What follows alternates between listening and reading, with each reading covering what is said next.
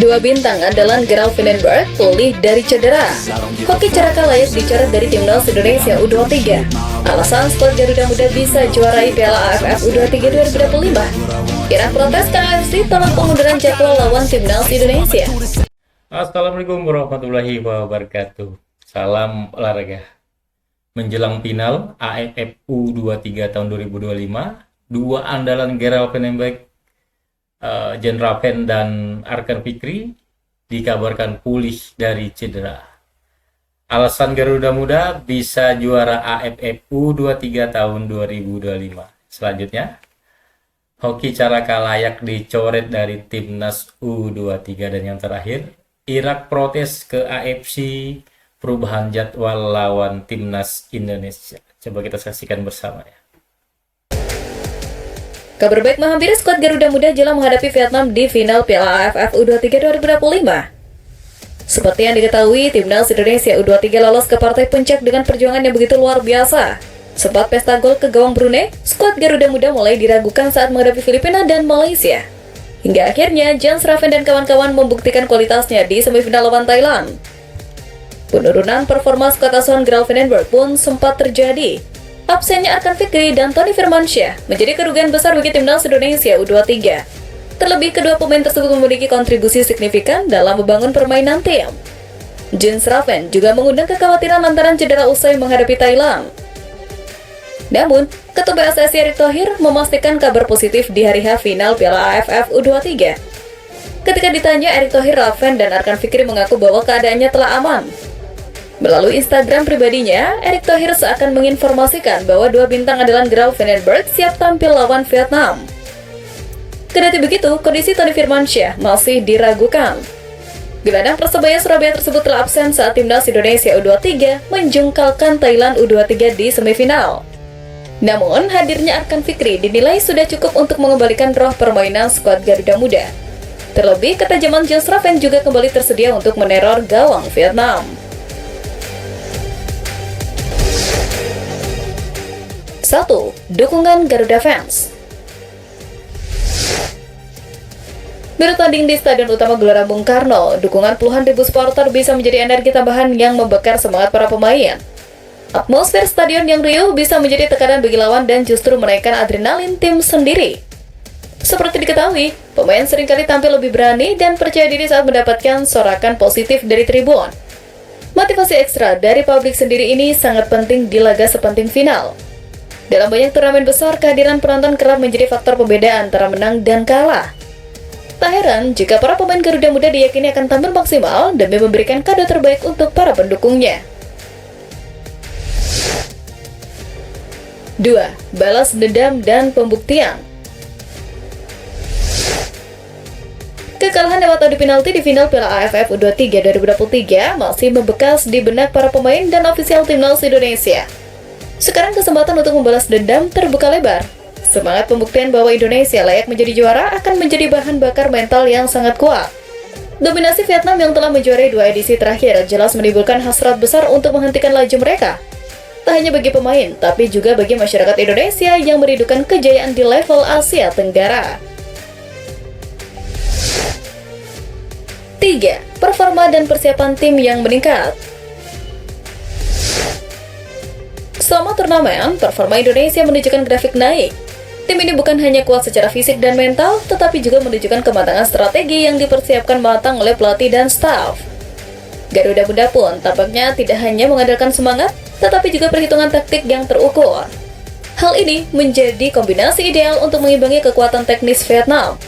Dengan segala kesiapan tersebut, Indonesia berada dalam posisi yang sangat kompetitif untuk merebut trofi juara. Pertemuan final nanti menjadi lebih menarik karena kedua tim punya sejarah kuat. Vietnam ingin mempertahankan gelar, sementara Indonesia ingin menebus kekalahan sebelumnya di ajang yang sama. Jelang final Piala AFF U23 2025, Hoki Caraka terus menjadi perbincangan publik tanah air. Bukan hanya netizen, bahkan pandit nasional mulai menguliti kualitas menyerang PSS Sleman tersebut. Hingga babak final, belum ada sumbangan gol maupun assist dalam di ajang tersebut. Hoki Caraka juga bahkan tidak memberikan kontribusi gol dan assist di laga kontra Brunei Darussalam. Praktis hanya penalti kala menghadapi Thailand yang bisa memperbaiki namanya. Mengetahui sorotan tersebut, salah satu komentator sepak bola Indonesia, Hadi Gunawan alias Bung Ahai, memberikan tanggapan.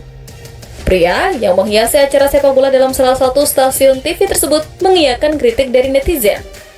Dirinya juga merasa performa pemain PSS Sleman tersebut sedang alami penurunan. Menariknya, kritik juga datang dari mantan penyerang timnas Indonesia, Indrianto Nugroho. Pria yang juga menjabat sebagai asisten Indra Safri di timnas U20 tersebut secara tegas menilai bahwa hoki tidak memiliki kualitas yang layak untuk membela skuad Garuda Muda. Mas Indri kalau lihat hoki Caraka istimewanya apa? Nggak ada. Serius. Nggak, Loh, larinya. saya jujur kok. Apa? Kalau Cetak gol juga enggak, kecepatan juga biasa aja. Duel-duel ini juga enggak, ininya juga kurang. Ya mau apa, mau nyari ya maaf aja. Tetapi kenapa dia selalu masuk, kan itu pertanyaannya. Indrianto Nugroho sendiri sangat setuju jika Jens Raven lebih layak dipercaya sebagai ujung tombak lawan Vietnam. Secara performa di Piala AFF U23 2025, Hoki Caraka dan Jens Raven memang bak bumi dan langit. Ketika Jens Raven duduk di sebagai top skor sementara Piala AFF U23 2025 dengan 7 gol, Hoki Caraka justru sama sekali belum mengemas gol.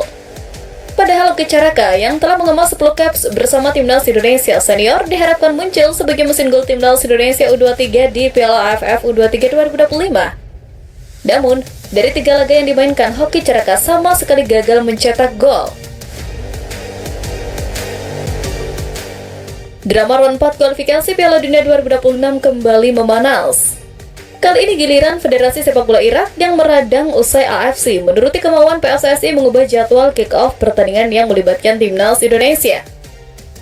Semula, Irak akan meladeni perlawanan timnas Indonesia dalam matchday kedua grup B di King Abdullah Sports City Stadium Jeddah pada 11 Oktober 2025 pukul 18.00 waktu setempat atau 22.00 waktu Indonesia Barat. Namun, setelah disurati oleh PSSI, AFC memundurkan yang semula Irak kontra timnas Indonesia selama 4,5 jam menjadi pukul 22.30 waktu setempat atau 12 Oktober 2025 pukul 2.30 waktu Indonesia Barat.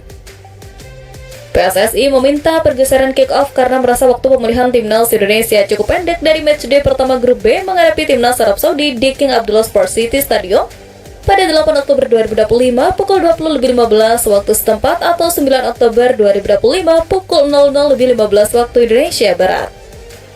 Menanggapi hal tersebut, Irak merasa tidak terima. Tim berjulukan Lions of Mesopotamia itu merasa dirugikan dengan perubahan ini, sebab bakal memperpendek waktu recovery untuk matchday ketiga grup B kontra Arab Saudi di King Abdullah Sports City Stadium pada 14 Oktober 2025 pukul 22.30 waktu setempat atau 15 Oktober 2025 pukul 2.30 waktu Indonesia Barat. Irak menginginkan kick-off melawan timnas Indonesia diubah menjadi pukul 20.15 waktu setempat atau 00.15 waktu Indonesia Barat. Dikutip dari media Irak, Win-Win, Presiden IFA Adnan Dirja menjelaskan solusi terbaik sehingga tidak ada lagi tim yang merasa dirugikan. Terlebih di ronde keempat nanti hanya juara grup yang mendapatkan tiket langsung ke Piala Dunia 2026. Sementara runner-up harus kembali berjuang di ronde kelima, di mana pastinya perjuangan lebih berat lagi. Mungkin itu saja untuk video saya saat ini. Nantikan video saya selanjutnya. Sampai jumpa.